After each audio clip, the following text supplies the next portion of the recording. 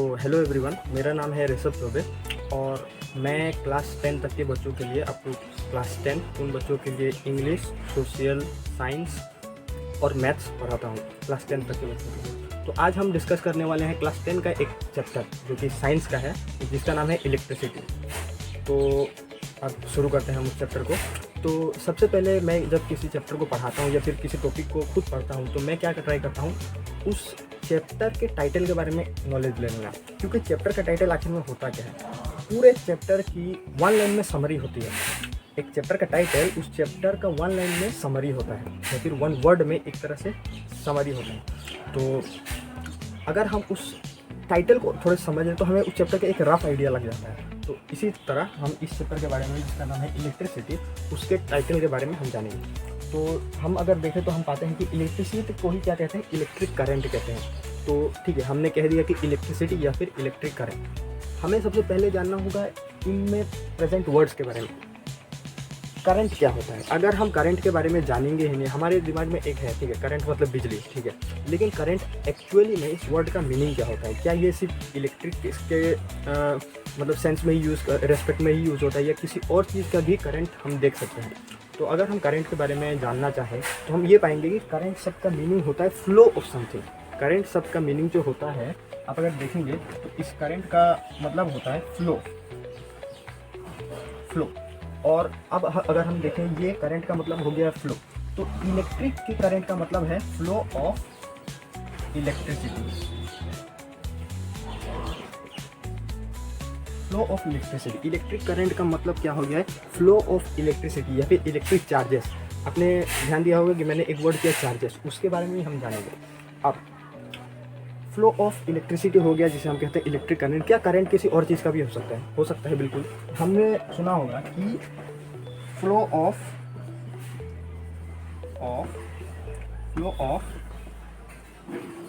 Water,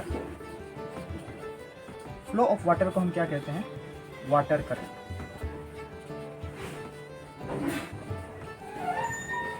water current, flow of water क्या होता है, वाटर करंट हम उसे कहते हैं। एयर के भी फ्लो को हम एयर करंट कह सकते हैं। रिवर में हम करंट्स अक्सर देखते हैं, रिवर करंट। तो आपको ये समझना है कि जो करंट जब किसी चीज़ के साथ ऐड हो जाता है तो करंट का मतलब हो जाता है flow of electricity, flow of charges या फिर फ्लो ऑफ वाटर। तो किसी भी चैप्टर को जब हम पढ़ने जाएँ तो हमें, या फिर किसी टॉपिक को पढ़ने जाएँ तो उससे पहले हमें कुछ चीज़ें होती है जो हमें पहले से ही पता होनी चाहिए। वो चीज़ें पता होने से क्या होता है कि हमें उस चैप्टर को समझने में या फिर उसको समझाने में या फिर उसको लिंक करने में, 2-3 टॉपिक्स को लिंक करने में या फिर एक टॉपिक के बारे में थोड़ा मेमोरी बनाने में हमें हेल्प मिलती है। उसी को हम कहते हैं प्री रिक्विजिट नॉलेज। तो प्री रिक्विजिट क्या नॉलेज होता है कि एक टॉपिक या किसी चीज़ को पढ़ने से पहले थोड़ा सा पहले से हम कुछ बेसिक चीज़ों के बारे में जानकारी लेकर रखें। तो अगर हम इलेक्ट्रिसिटी या फिर इलेक्ट्रिक करंट के बारे में पढ़ेंगे तो हमें पता होना चाहिए कुछ ऐसे ही चीज़ों के बारे में, जैसे जिसमें से एक चीज़ है चार्ज। मैंने आपको बताया था कि फ्लो ऑफ चार्ज को भी हम क्या कहते हैं, इलेक्ट्रिक करंट कहते हैं। अगर हम चार्ज के बारे में ही नहीं जानेंगे तो हम अच्छे से इलेक्ट्रिक करंट को समझ नहीं पाएंगे। तो इसीलिए हम समझते हैं कि चार्ज क्या होता है, चार्ज के कितने टाइप्स होते हैं और चार्ज की प्रॉपर्टीज़ क्या होती है। तो अगर हम चार्ज को मतलब एक तरह से समझने जाए तो चार्ज का मीनिंग ये होता है कि charge is the inherent property of matter. मतलब कोई भी फॉर्म ऑफ मैटर होता है उसमें एक इनहेरेंट प्रॉपर्टी पहले से ही होती है जिसे हम चार्ज कहते हैं। उसे हम क्या कहते हैं, वो प्रॉपर्टी का, किसी भी मैटर का एक इनहेरेंट प्रॉपर्टी होता है, ठीक है। चार्ज कितने टाइप्स के होते हैं तो आपको, आपके जानकारी के लिए अभी आप समझिए कि चार्ज 2 टाइप्स के होते हैं। चार्ज होते हैं 2 टाइप्स के, जिन्हें हम कहते हैं टाइप्स के बारे में बात करूँ तो होते हैं पॉजिटिव एंड नेगेटिव। चार्ज कितने टाइप्स के होते हैं? चार्ज होते हैं पॉजिटिव चार्ज और नेगेटिव चार्ज, ठीक है। चार्ज कितने टाइप्स के हो गए? पॉजिटिव चार्ज और नेगेटिव चार्ज। चार्ज होता क्या है?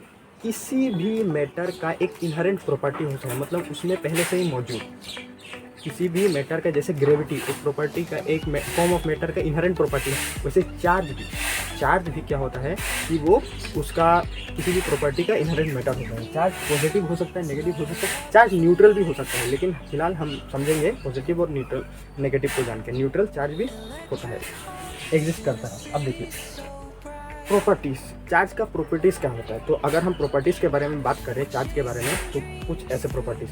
तो अब हम जानते हैं कि प्रॉपर्टीज़ ऑफ चार्ज के बारे में। तो हमने जान लिया कि चार्ज क्या होता है, अब हम जानेंगे उसको प्रॉपर्टीज़ के बारे में।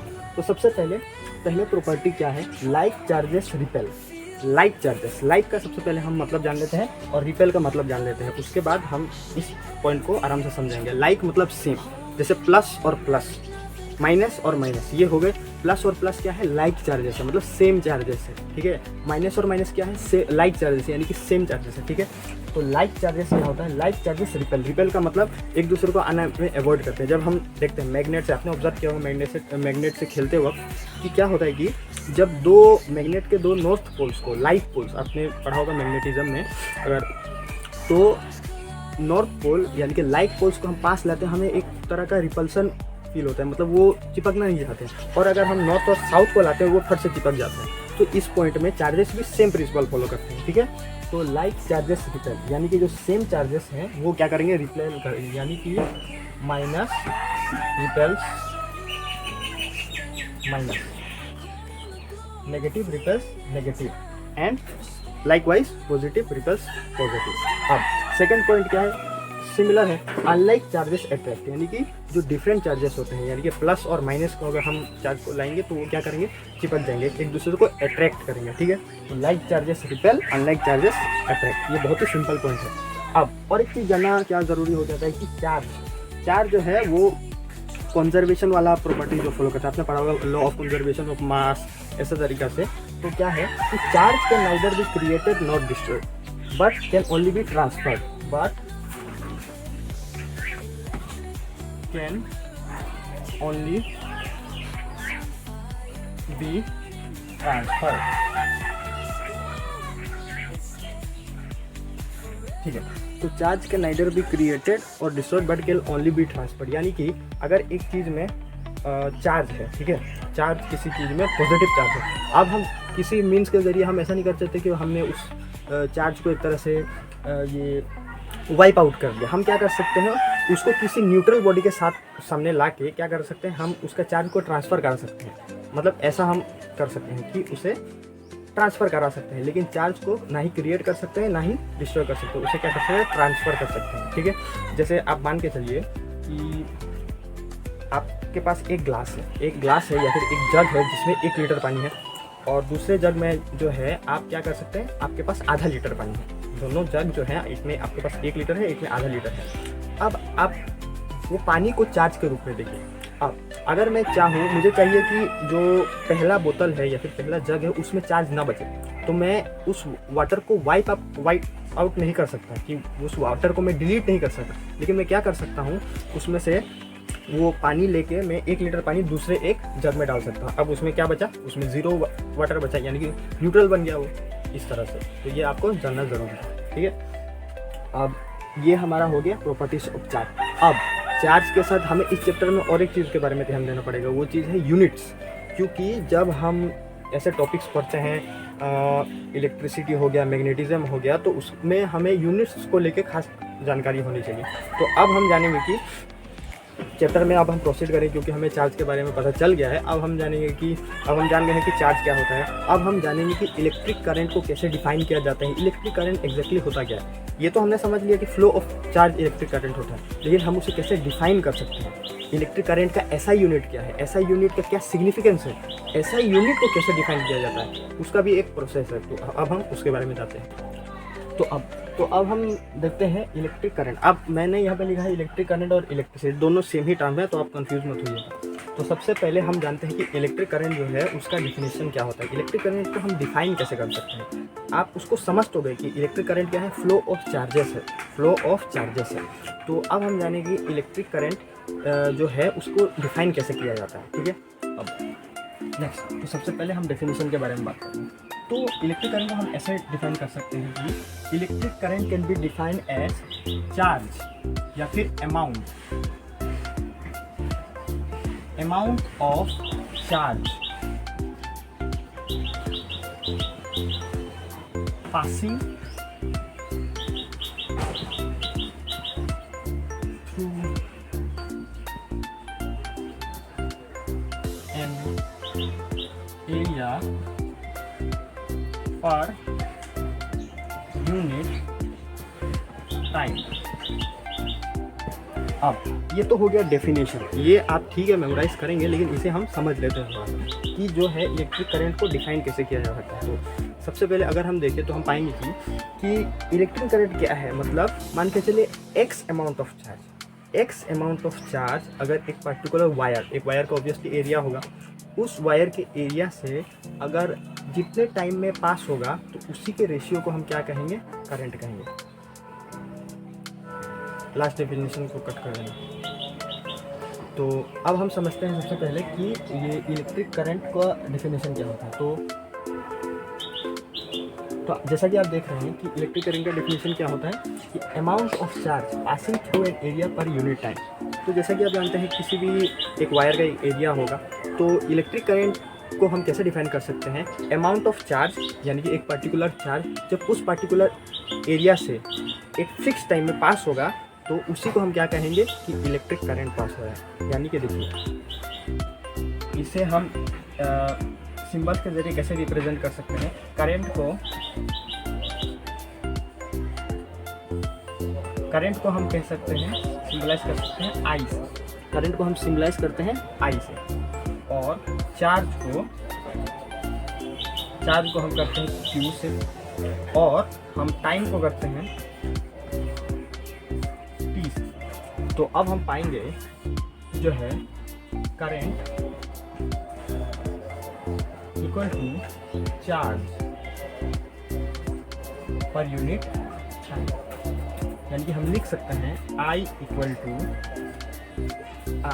इक्वल टू चार्ज के जगह हम डाल देंगे Q और टाइम के जगह हम डाल देंगे T। तो हमें इस चैप्टर का पहला इम्पोर्टेंट फॉर्मूला मिल जाता है, जिसे हम क्या समझेंगे कि current equal to charge per unit time. अब और एक बात मैं यहाँ पे कहना चाहता हूँ कि अब हम सीधे आगे नहीं बढ़ जाएंगे कि मैंने आपको बता दिया करंट इक्वल टू ये टाइम, उसके बाद मैंने आपको बता दिया कि ऐसा यूनिट्स क्या है और हम आगे बढ़ रहे हैं। नहीं, सबसे पहला बहुत लोगों को ये स्टूडेंट्स के साथ क्या होता है कि उनको ये फॉर्मूला याद होता है, ठीक है, ये फॉर्मूला मैंने याद कर लिया है, current equal to charge per unit time. लेकिन अगर न्यूमेरिकल फॉर्म में ये आ जाता है तो उनको समझ में नहीं आता। जबकि न्यूमेरिकल में कुछ नहीं करना होता, सिर्फ कैलकुलेट, मतलब इजी कैलकुलेशन करना होता है। अगर हम उन स्टूडेंट्स को सेपरेट बस वो कैलकुलेशंस दे तो 90% स्टूडेंट्स वो कर देंगे। मान के चलिए फॉर एग्जांपल मैं कहना ये चाहता हूँ कि मान के चलिए हमने एक स्टूडेंट को ये करने को दिया कि मान के चलो कि इक्वल टू 4/2 ऐसा एक फ्रैक्शन निकाल लेते हैं, या फिर मान के चलिए मैंने उसको एक ऐसा करने को दिया कि एक अलजेब्रा के फॉर्म में x इक्वल टू 4/2, तो वो x का वैल्यू आराम से निकाल लेगा। या फिर 4 इक्वल टू x/2, तब वो क्या करेगा, वो 2 को इधर भेज के x का वैल्यू को निकाल लेगा। लेकिन अगर इसी को जब वो स्टूडेंट एक क्वेश्चन के फॉर्म में पाता है, जैसे कि मैं आपको एग्जांपल के रूप में एक क्वेश्चन पढ़ के बताता हूँ कि a current of 0.5 ampere is drawn by a filament of an electric bulb for 10 minutes, find the amount of charge that flows through the current. अभी अगर मैं उस स्टूडेंट को Q इक्वल टू IT बस बता के आगे बढ़ जाऊँ तो वो ये क्वेश्चन समझ नहीं पाएगा, जबकि करना उसे यही कैलकुलेशन ही है, लेकिन वो स्टूडेंट ऐसे वर्डिंग से फेमिलियर नहीं है। तो जब हम किसी स्टूडेंट को पढ़ाएं तो मेरा मानना ये है कि हम उस फॉर्मूला से क्या क्या पा सकते हैं, उस फॉर्मूला में को सॉल्व करने के लिए हमें क्या क्या न्यूमेरिकल वैल्यू चाहिए होती है, मिनिमम न्यूमेरिकल वैल्यू। जैसे यहाँ पे अगर मेरे पास, मैं आपको बताता हूँ, इसमें ये एक फॉर्मूला है I equal to Q/T। I equal to Q/T क्या है, यहाँ पे फॉर्मूला है। अब मैं देखता हूँ कि I क्या है करंट, Q क्या है चार्ज, T क्या है टाइम। अगर मेरे पास कोई भी दो क्वांटिटीज़ का मेरे पास वैल्यू है तो मैं तीसरी क्वांटिटी को फाइंड आउट कर सकता हूँ। लेकिन स्टूडेंट्स जो होते हैं वो यही नहीं समझ पाते हैं। मैं यहाँ पे सब स्टूडेंट्स की बात नहीं कर रहा हूँ, मैं खुद एक स्टूडेंट रह चुका हूँ और मैं अभी भी एक स्टूडेंट हूँ। तो मैंने इतने सारे स्टूडेंट को, जब अभी तक जितने स्टूडेंट्स को पढ़ाया, तो मैंने ऑब्जर्व किया है कि स्टूडेंट्स जो फंसते कहाँ पे हैं। ये प्रॉब्लम्स थोड़े से अच्छे लेवल के स्टूडेंट्स को प्रॉब्लम फेस नहीं होती। वो कभी कभार या तो इस चीज़ को इग्नोर करते हुए आगे बढ़ जाते हैं, या फिर इनहेरेंटली उन्हें समझ में आ जाता है, लेकिन जो एक 60 से 70% जो एक मेजर चंक रहता है बीच में, उनको इससे स्ट्रगल होता है। वो क्या करते हैं, इसी चीज़ को बार बार प्रैक्टिस कर लेंगे वैल्यू डाल के, और क्या होता है वो उन्हें इधर से वो सॉल्यूशन, वो उसका प्रोसेस याद हो जाता है। लेकिन अगर हम उन्हें थोड़ी सी वर्डिंग घुमा के एक नया प्रॉब्लम सॉल्व करने दें तो वो अटक जाता है। जैसे मैंने आपको बताया, तो स्टूडेंट ये क्वेश्चन आप देखिए जो मैंने आपको रिपीट किया था, a current of 0.5 ampere is drawn by a filament of an electric bulb. कुछ स्टूडेंट तो ड्रॉन में ही फंस जाएंगे, तो उन्हें हमें क्या करना होगा कि सबसे पहले डायरेक्ट न्यूमेरिकल पे जंप करने के बजाय हमें उन्हें स्टेप बाय स्टेप ले जाना होगा। अल्फ़ा प्रॉब्लम्स, बीटा प्रॉब्लम्स और गामा प्रॉब्लम। अल्फ़ा प्रॉब्लम्स क्या होंगे, एकदम बेसिक लेवल के प्रॉब्लम्स होंगे, जहां हम उन्हें समझाएंगे कि बेटा अगर आपके पास दो यहाँ पे किसी भी दो क्वांटिटीज़ की वैल्यू है तो आप तीसरी क्वांटिटी फाइंड आउट कर सकते हैं। बीटा लेवल के प्रॉब्लम्स, बीटा लेवल के प्रॉब्लम्स में हम उन्हें ऐसे वर्डिंग देंगे, जैसे बताएंगे कि ड्रॉन मतलब क्या, ड्रॉन मतलब वो एक तरह से ले रहा है, ड्रॉन मतलब एक तरह से ले रहा है by a filament of an electric bulb for 10 minutes, ठीक है 10 minutes, find the amount of electric charge. हम उसे ये सब वर्डिंग समझना सीखेंगे बीटा प्रॉब्लम से। और जो गामा प्रॉब्लम्स है उन्हें हम यहाँ पे छुपे हुए छोटे छोटे माइन्यूट कैचेस को पकड़ना सिखाएंगे। जैसे आप यहाँ पे देखिए, यहाँ पे करंट दिया गया है एम्पियर में, टाइम दिया गया है मिनट्स में, और हमें फाइंड करना है इलेक्ट्रिक चार्ज। तो बहुत सारे स्टूडेंट्स क्या करेंगे, मिनट्स ही डाल के सॉल्व कर देंगे, लेकिन इससे उनका आंसर जो आता है रॉन्ग आता है और उन्हें बहुत कन्फ्यूजन होता है और उन्हें पता नहीं होता कि मेरा आंसर रॉन्ग क्यों है। मैंने तो जैसे आपने बताया था सिर्फ वैल्यू डाल दिया है। तो गामा लेवल के प्रॉब्लम से हम उन्हें बताएंगे कि कैसे आपको यूनिट्स याद रखना है। तो ये स्टेप बाय स्टेप प्रोसेस होता है। इसमें जो है वो स्टूडेंट्स को मैं अभी क्यों ये सारी चीज़ें बता रहा हूँ, क्योंकि ये एक डेमो क्लास है। मैं एक टॉपिक को एक्सप्लेन करने के बजाय मैं अपना टीचिंग मेथड आप लोगों को बताना चाहता हूँ कि मैं कैसे स्टूडेंट्स को पढ़ाता हूँ या फिर एक स्टूडेंट्स के लिए क्या बेनिफिट होता है। ये टेक्निक मैंने बहुत सारे स्टूडेंट्स में अप्लाई करके देखा है और मुझे बहुत अच्छे रिजल्ट्स मिले हैं। तो मैं चाहता हूँ कि आप भी मुझे एक चांस दें ताकि हम थोड़ा स्टूडेंट्स के वेलफेयर में भी काम कर सकें। अब हम आगे बढ़ते हैं IIT वाले टी पे। अब हम देखेंगे हमें सबसे चैप्टर का पहला एक फार्मूला क्या मिला। जब भी आपको चैप्टर में कोई नया फार्मूला मिले तो क्या करना चाहिए, आपको ऐसे उसे लिख लेना चाहिए, क्योंकि क्लास 9 और 10 के लेवल पे हमें लिमिटेड फार्मूलाज मिलते हैं। 5 से 6 फार्मूलाज पूरे चैप्टर में मिलेंगे और उसी के अराउंड क्वेश्चन आएंगे। तो और इसमें भी बहुत सारे स्टूडेंट्स को बहुत प्रॉब्लम होता है। उन्हें लगता है कि यही फार्मूला क्यों यूज़ हुआ, या फिर ये फार्मूला में आपको कैसे पता चला कि यही फार्मूला यूज़ करना है। तो ये हमें उन स्टूडेंट्स को समझाना होगा। अब सबसे पहले आप क्या करिए कि इसे साइड में लिखिए या फिर एक फार्मूला का लिस्ट बना लीजिए, Q/T, current equal to charge per unit time. ठीक है। अब हम जानते हैं कि करंट का ऐसा यूनिट क्या होता है, चार्ज का ऐसा यूनिट क्या होता है, टाइम का ऐसा यूनिट क्या होता है। अब हम समझेंगे। तो सबसे पहले मैं बताऊँ, और ऐसा यूनिट्स के साथ हम उनके सिंबल्स के बारे में भी जान लेंगे। यहाँ पे तो मैंने ऐसे ही बता दिया, लेकिन जब हम एक्सप्लेन करेंगे या जब मैं एक्सप्लेन करूँगा तो ये एक सिस्टमेटिक वे में होगा। तो सबसे पहला यहाँ पे है ये क्वांटिटी, फिजिकल क्वांटिटी।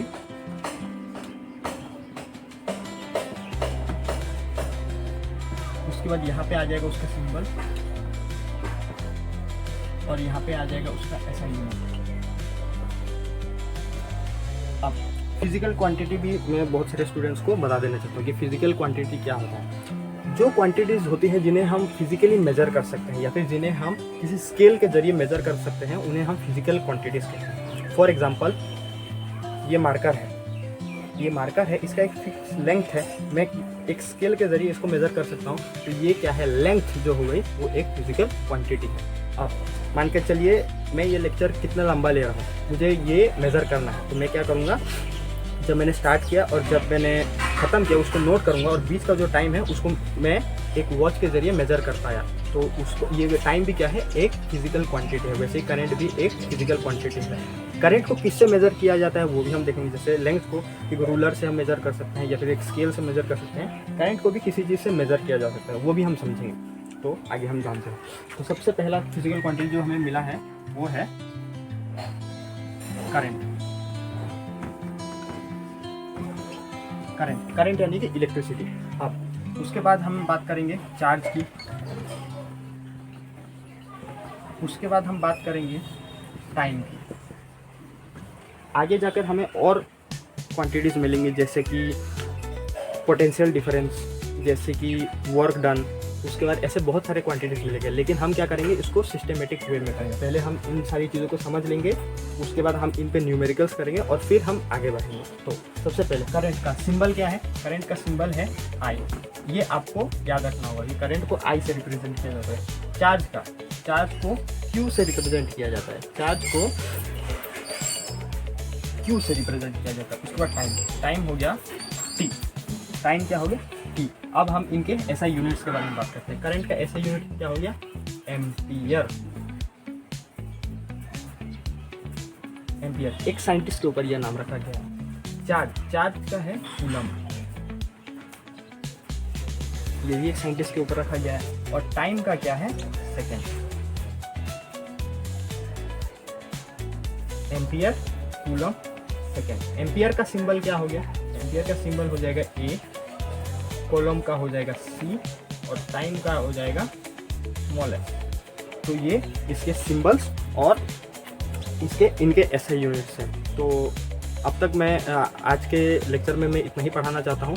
मैं चाहता हूँ कि आप लोग मुझे एक चांस दें ताकि मैं आपको ऐसे ही और लेक्चर्स बना के भेजूँ। अगर आपको चाहिए कि कोई टॉपिक को आप चाहते हैं कि मैं डिफ़िकल्ट टॉपिक्स को कैसे एक्सप्लेन करना चाहता हूँ, तो आप मुझे कह सकते हैं, आप मुझे टॉपिक्स दे सकते हैं, मैं उन पर प्रिपेयर करके लेक्चर बना के अपलोड कर दूँगा। तो आप please consider my demo video and thank you for giving me this opportunity.